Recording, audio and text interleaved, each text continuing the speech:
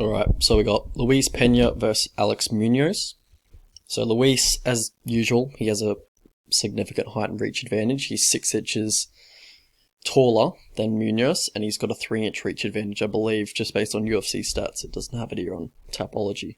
But anyway, Alex Munoz, on the other hand, he's been very inactive in his career. His career started in 2015. He's only had 7 fights in his career. And his last 4 fights have gone to decision. So, you know, he's supposed to be finishing these guys on the regional scene. I get he's had decent competition, but yeah, still not a great look. Alright, so for the striking for these two, Alex Munoz, his striking's pretty basic. He's a southpaw, same with Luis Pena. Luis Pena uses that Philly shell defense, but he only really leans back. Excuse me. He only leans back with his chin. He doesn't really bring his shoulder up, so he's not really doing it correct, or whatever.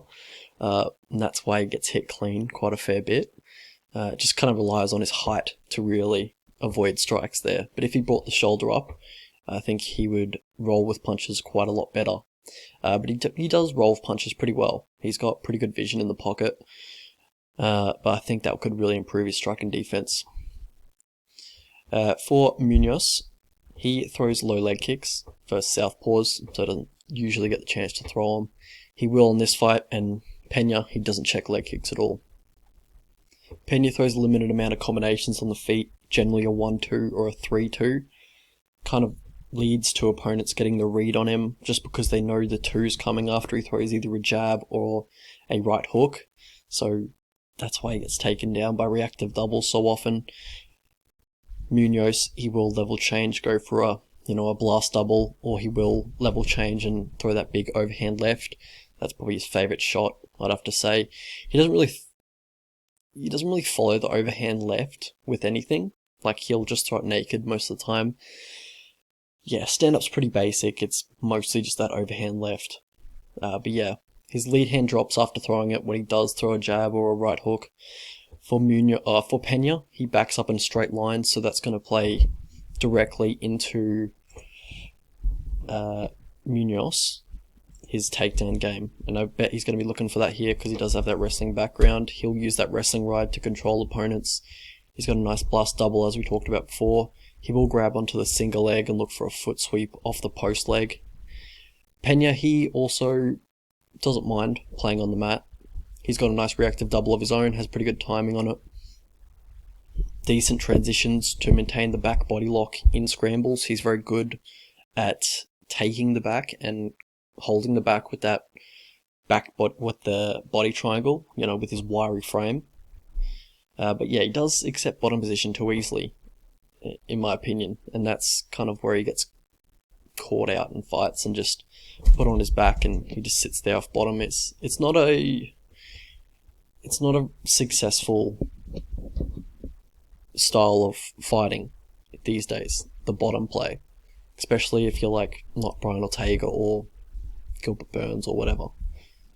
Right, so how these guys win fights? So Munoz, he's got a good chin. He took solid shots from, what's his name? He's from Afghanistan. Jesus. Prospect too. Nasrat. Took a lot of shots from Nasrat and, kept coming forward, kept trying to get his wrestling going. But yeah, obviously a very tough dude. He's got, decent takedowns as well. I like his wrestling game. For Pena, he has a good frame for the division. He has good reversals off bottom. He's good in scrambles. How these guys lose fights, however, is that Pena, he has low fight IQ, or poor fight IQ and low volume, poor takedown defense. He goes for those low percentage sub attempts, which usually just leave him on bottom. His frame doesn't help. It makes it very easy for opponents to get up on his legs and take him for a ride, pretty much. But yeah, just poor fight IQ, low volume, doesn't throw enough, and just throws predictable combinations.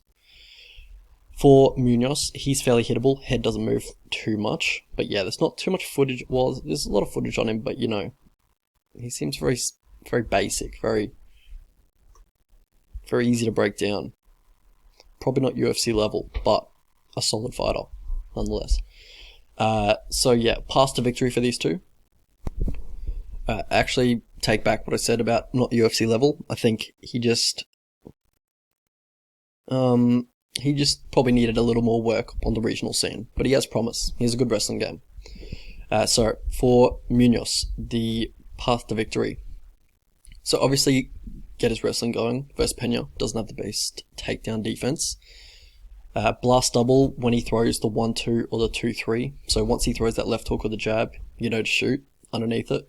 Back him up to the fence with pressure, the left overhand, leg kicks on the feet. If he does get the body lock on you, look to hand fight that, get out of there. If you turn the tables and you get the wrestling ride on him, just look to control him from there, especially on the fence. For Pena, look to be active off bottom if you do get there.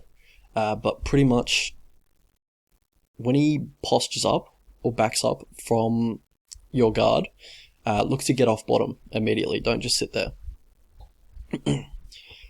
But yeah, single strikes on the feet. I think the jab could work really well here. He's a southpaw. It's going to be open. But yeah, don't just get too predictable with your punches like you generally do. Alright, so how I see this fight playing out. Alright, so for some reason, Dana White is he's very impressed with Munoz. I don't see the same at all, really. Like, if you watch his looking for a fight, he's like seriously looking at Munoz as a top prospect. But I just don't see it. You know, let's have a look at his career. So a loss to Nasrat, fair enough. Nasrat's solid prospect. Troy Lampson, probably someone you could beat, not very skilled. Nick Newell. I mean, Nick Newell is skilled, but I mean, he only has one arm. I mean, come on. And then the rest are just, very lower level. But yeah, so Pena isn't really someone you can trust as a favourite, though. He's not someone who's going to leave it all out there. I think he leaves a lot out there. I think he leaves a lot to be desired as well. I think he ends fights with more in the tank than he even expended. So I just don't think he's going to fight for your money. I don't think he's going to lay it all out there. I just don't think that. I think Pena does take it on the feet, but you know, he will be getting taken down pretty much left, right, and center. Probably Munoz makes him a little uncomfortable in top position, Pena probably makes Munoz a little uncomfortable in top position, which might make Munoz a little hesitant to take to the ground. I think Pena does enough on the feet and in the grappling transitions to edge a decision, but I don't have confidence in either guy. In my opinion, I think this is a pretty lower level fight. Both have high ceilings, but just haven't really touched the surface of that ceiling yet. If I had to bet anything, it would just be the dog. So let's have a look at the betting lines. Yeah, I think I agree with the line. I think it probably should be a little bit closer than this, but I think Pena does win. I think he catches Munoz in a submission in one of the grappling transitions. But yeah, I don't really want to bet either of them. If I had to bet anyone, it would just be the dog and Munoz at $2.25. None of those props interest me as well. I think it goes to decision unless Pena finds a submission. But yeah, I don't want to bet this fight at all. Sorry about that. But yeah, Pena I think wins by submission.